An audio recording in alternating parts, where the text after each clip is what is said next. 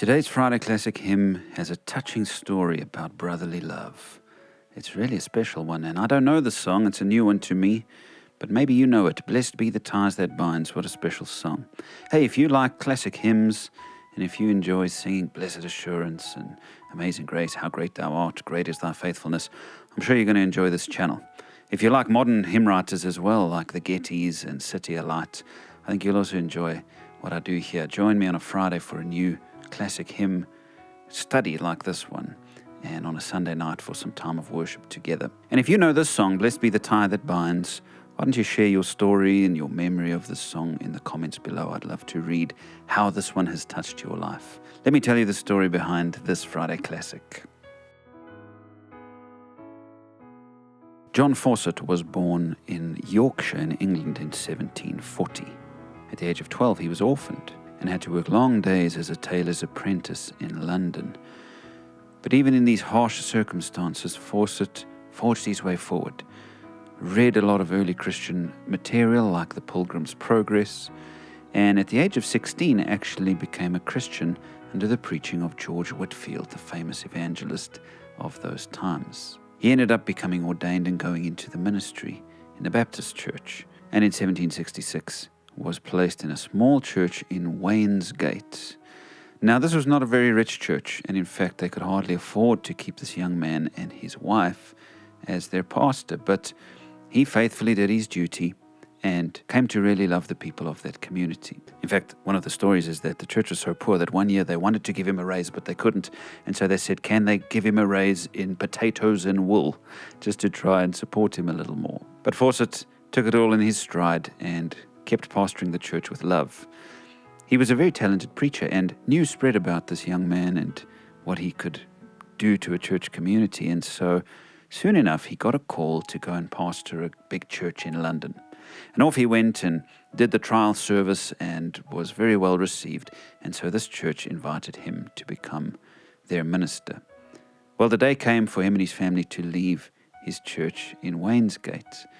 And the whole congregation came out to see them off as they had their big wagon packed and were about to take off for London.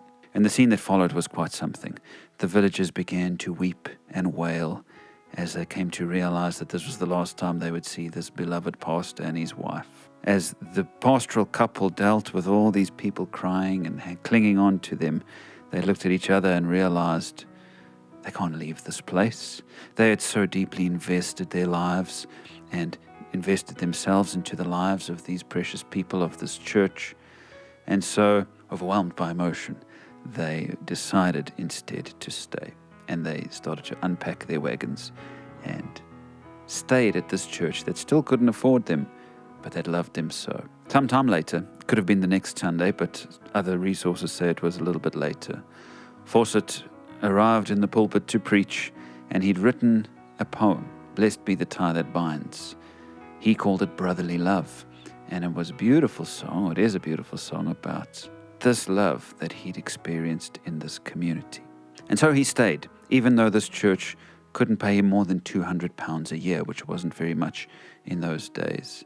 But he became known as one of the great preachers and one of the great Christian scholars of the time. He wrote essays that were very well received. And in fact, King George III was so impressed with one of his essays that he invited Fawcett to come and meet him and receive an honor by the king. But Fawcett replied and said anything that he needs, he gets from his own congregation. And he ended up not going to meet the king. A humble man, a man who knew what Christian love was all about. And there are great stories about how this hymn has touched communities around the world. In fact, a missionary in Turkey once also really got to know this group of people very well, but when he was called elsewhere, left in a very similar way to Fawcett, with lots of people around him crying and sad to see him leave. But they all gathered and sang this song as he walked the streets and left. Beautiful story. And D.L. Moody, the great evangelist, tells a story about how the most moving visit that he ever had was going to see a man who had been diagnosed with a terminal illness and had been told by the doctors to move down to the coast where he could rest and hopefully get some good air in his lungs.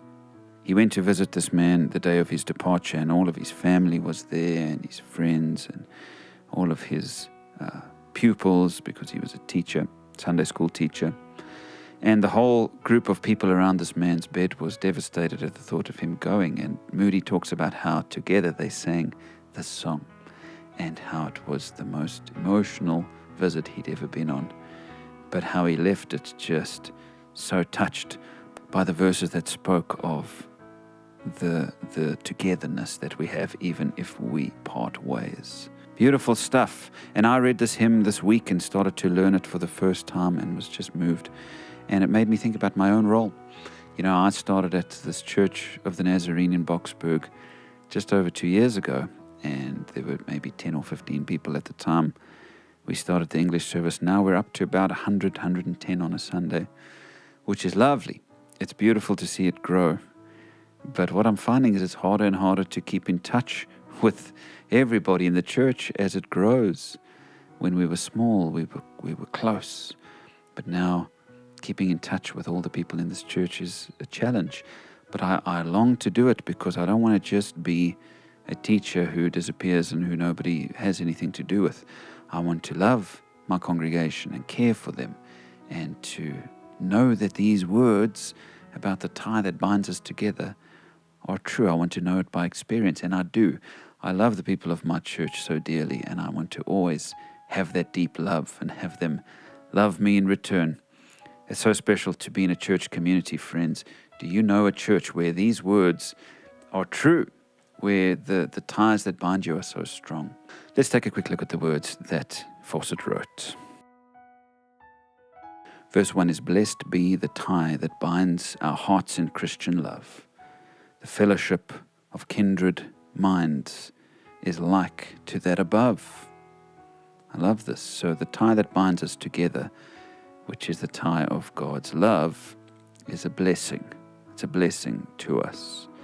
And this fellowship that we have with kindred minds, with minds that are united as Christian family, is like to that above. It's similar to the binds that hold the Trinity together. Have you ever thought about that? God, Father, Son, and Spirit are perfect community, and they're also bound together with a tie of love. And so in a church, when we have this unity among us, it's similar to the unity of Father, Son, and Spirit. Verse 2, "Before our Father's throne we pour our ardent prayers. Our fears, our hopes, our aims are one, our comforts and our cares." And so together as a church, as people of God, we pray earnestly, and everything we share fears, hopes, aims or goals, comforts and cares. This is the beauty of church life, is that we bring these together and we share them, and we kneel before the Father's throne and bring these things to Him together. You know, our prayer ministry at our church is so precious to me because I know that our prayer warriors are praying and lifting us up, praying for these types of things in the life of our church. But every Christian and every churchgoer should be praying such things generally for their own church. I love the unity of the church that he's pointing out here. And he goes on in verse 3, "We share our mutual woes, our mutual burdens bear." And so when you're sad with your church.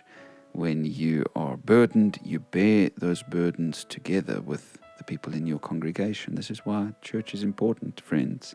And often for each other flows the sympathizing tear.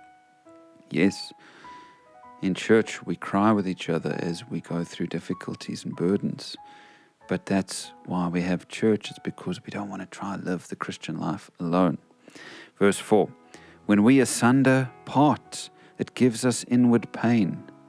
So think about Fawcett leaving and then experiencing this pain as he was about to leave. Think about that missionary and about that Sunday school teacher and how leaving their congregations, their Christian brothers and sisters, was a time of inward pain. It felt like they were being torn apart. But we shall still be joined in heart and hope to meet again. And so even if we do leave and go to different parts of the world, and even if we die, here's the other thing, we will still be joined in heart and meet each other again. Beautiful. What a beautiful song. What words have spoken to you as you've heard these lyrics today. For me, the whole thing has just been a reminder that our church community needs to be a place of unity and shared love. Yes, sometimes we don't see eye to eye, but this is not going to stop us from loving each other, caring for each other, and bearing each other's burdens. Please share your thoughts in the comments below. And friends, I want to thank you for caring for me by donating on PayPal and on Patreon. I'm deeply touched by your generosity in supporting the work that I do here in the studio. Thank you very much for that. By the way, those who support me on Patreon get downloads of all the stuff that I do, so you can check that out if you like. Let's sing the song together, and sing it with your church congregation in mind, thinking about how you can bring this type of love to your church congregation from now on.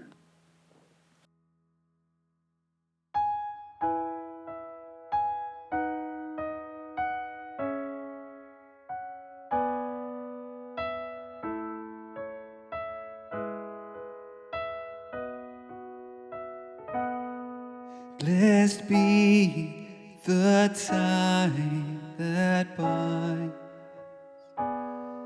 our hearts in Christian love, the fellowship of kindred minds is like to that above. Before our Father's throne, we pour our ardent prayers, our fears, our hopes, our aims are one, our comforts and our cares. We share our mutual woes, our mutual burdens bear, and often for each other flows the sympathizing tear. When we asunder parts, it gives us inward pain, but we shall still be joined in heart and hope to meet again. Blessed be the tie that binds our hearts in Christian love, the